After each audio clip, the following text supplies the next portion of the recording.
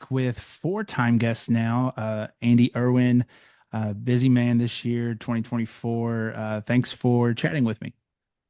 Yeah, it's always good to be with you, bro. I love your podcast. I love your show, and I just you always ask such thoughtful questions, and it's always great to kind of collaborate with you. Yeah. Well, you guys in Dallas have a brand new movie that I'm really excited about coming out just a few short weeks on the 8th of November. The best Christmas pageant ever. We'll say this has some Christmas story vibes to it. The movie Yep, Christmas Story, yep, along with the narrator, the music, and even the font of the movie reminded me a lot of yeah, Christmas Story. So tell us about this film that you guys been working on.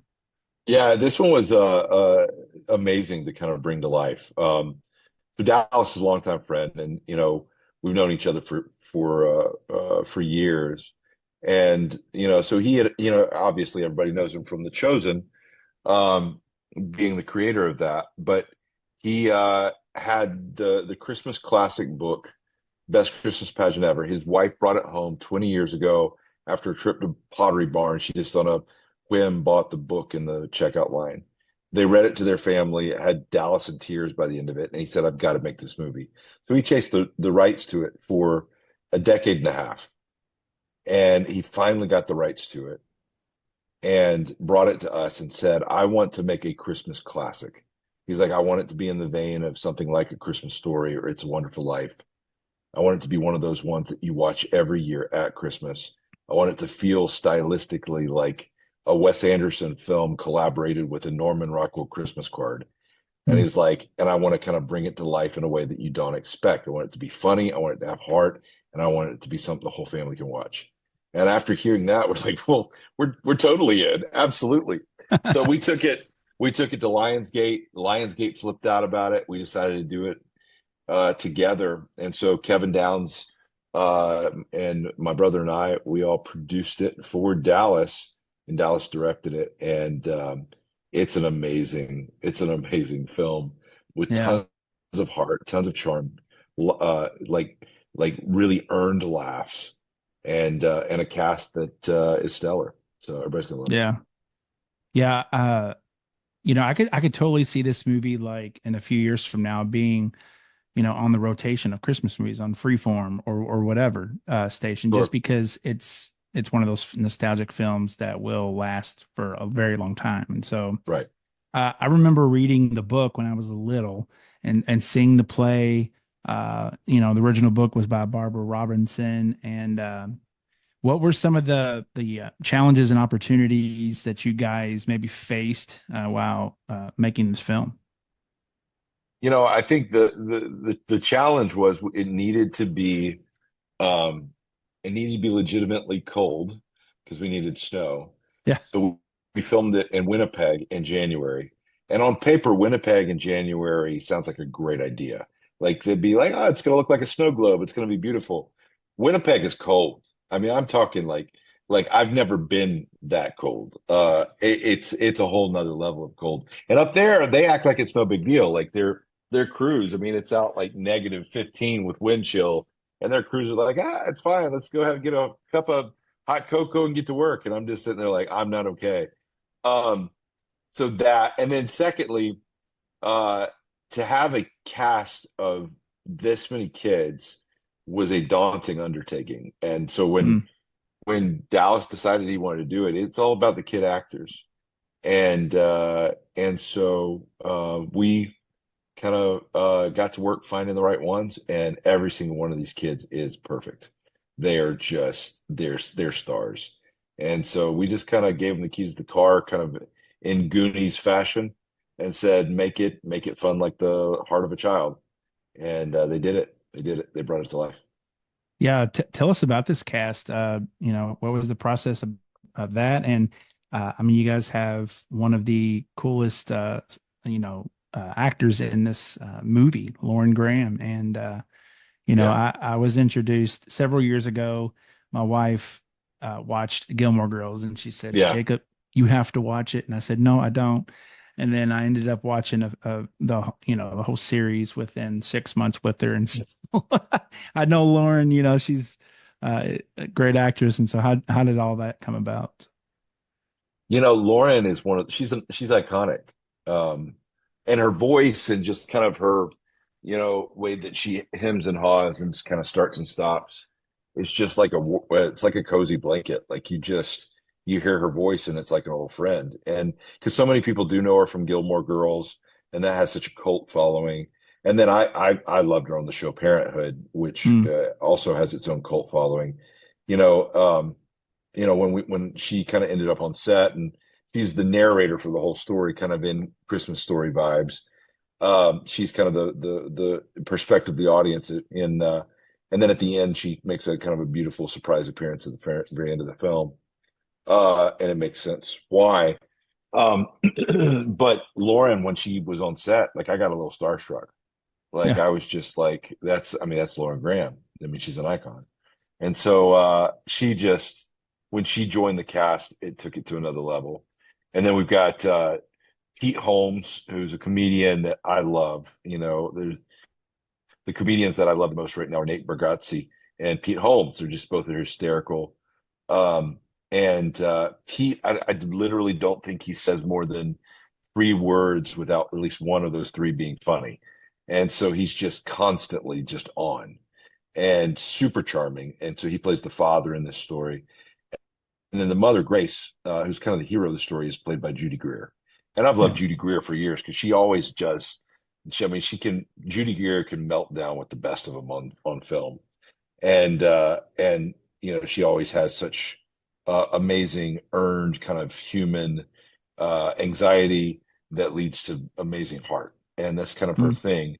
But in this story is this mom that's, been tasked under duress with being in charge of the Christmas pageant. She brings the heart to the story, and she's the one that fights for these kids that are the bad kids in town that have been joined this pageant that's been played the same for 75 years in this town.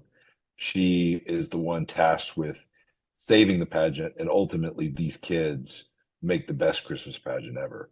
And yeah. so Judy Greer gives a career performance. It's special. Yeah. And you guys got some chosen characters in there as well. If Yeah, people yeah, follow the chosen, they'll yeah. see them.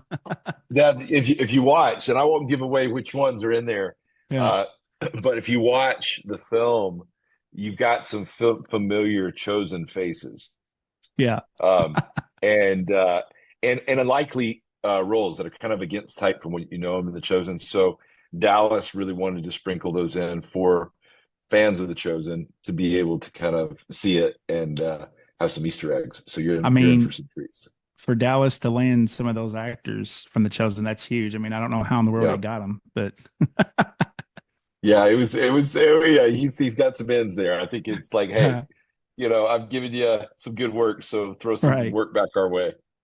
Well, Andy, you know, the music. I know that you love music as much as we do, but tell us about the score and the music of the film. That a lot of the acting, obviously, but the music and the score makes films. And so, tell us about that. Well, the thing about the music in this one is it stylistically it needed to feel like a classic Christmas film.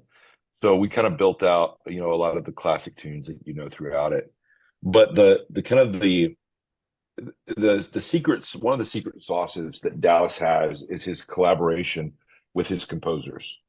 And so Dan Hasseltine, Matt Nelson that do the music for The Chosen. Dan, of course, for your music fans, would know Dan from as the lead singer from Jars of Clay. And Hmm. so Dan and Matt always kind of zig when the story wants to zag. Like they always go the opposite direction. And so what it takes is a lot of the earnestness off. And they got this charming score that is just memorable and just feels totally unexpected. It feels very quirky and makes for a really charming film.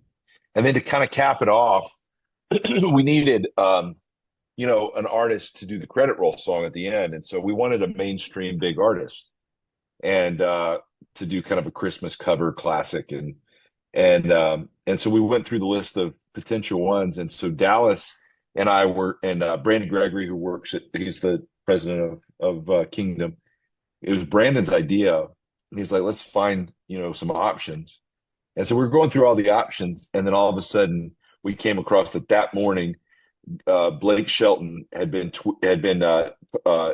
posting back and forth on social media with his wife Gwen Stefani about The Chosen, and they had just watched season 4, and they were flipping out about it.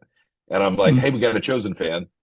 So we reached out to him. Dallas did a custom video to send it to Blake, and Blake and Gwen watched the movie. Blake fell in love with it. It's like, I want to do this. So he did his own take on the classic song "Go Tell It on the Mountain," and it is a kicking song. Like he just killed it, and Yeah, so it was a special moment and super cool. And we're privileged to have him be a part of this classic soundtrack. absolutely. Well, Andy, where can people find tickets for this film, and what is your hope that audiences walk away watching the film? Yeah, it's if they go to best Christmas pageant ever dot movie, best Christmas pageant ever dot movie, you can see instructions on where to get tickets.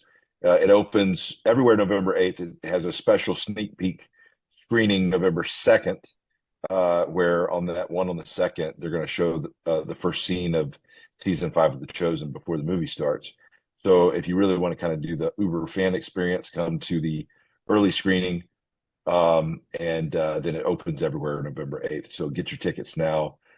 Tickets are selling fast. It's going to be awesome. It has the potential to really break out, and it's one that you have to see in the theaters. It's special. Uh, you know, what we want people to take away from it is just about, especially today when things have gotten so bleak at times and there's such a divide and such fear, to have a story that puts hope into the world is kind of rebellious. And it's a story that I think speaks to the whole family, that reminds them what's really important. And this family that, finds the true meaning of Christmas through an unlikely source of the bad kids in town that have a real encounter with the true story of Christmas. It's a special thing. And so we're excited to put this story out for the world to see. Great. Well, best Christmas pageant ever out November 8th. Best Christmas pageant ever dot movie is the website. Andy, I will say, I guess for the first time, October 29th, Merry Christmas, man. And it's gonna Ah, be awesome. Christmas comes early this year. We'll see you in the theaters.